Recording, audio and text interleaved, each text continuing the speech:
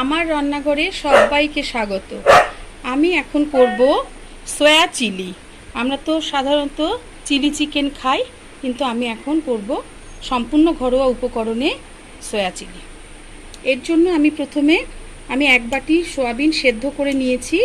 এর মধ্যে আমি দিচ্ছি একটুখানি আদা রসুন বাটা, একটু নুন মতো, কর্নফ্লাওয়ার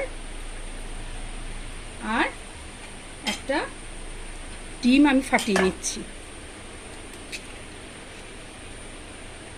এবার এটা ভালো করে হাত দিয়ে মেখে আমি কিছুক্ষণ জিনিসটাকে রেখে দেব। 10 মিনিট পর আমি গ্যাসটা জ্বেলে দিয়ে এর মধ্যে আমি 4 চামচ তেল নিয়ে নেব। তেলটা গরম হয়ে যাবার পর আমি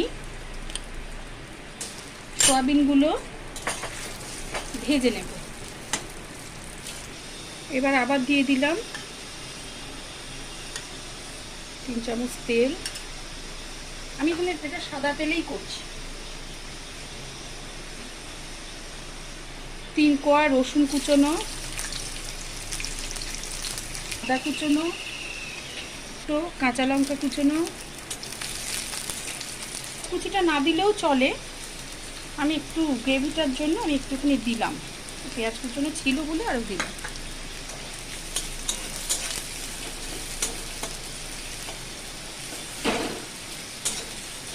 কুচি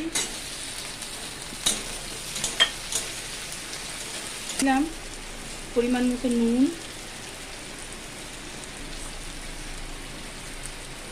লঙ্কার গুঁড়ো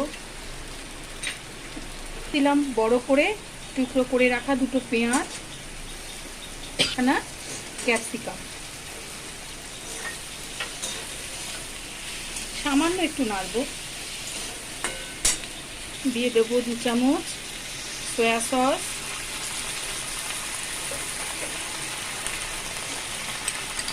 2 চামচ টমেটো সস।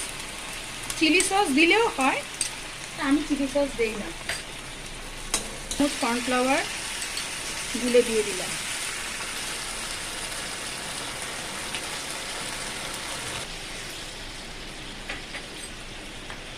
কিন্তু তার জন্য আমি অল্প একটুখানি চিনি দিলাম।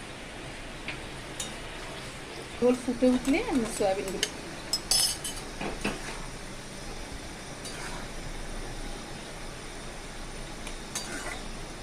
বাটিতে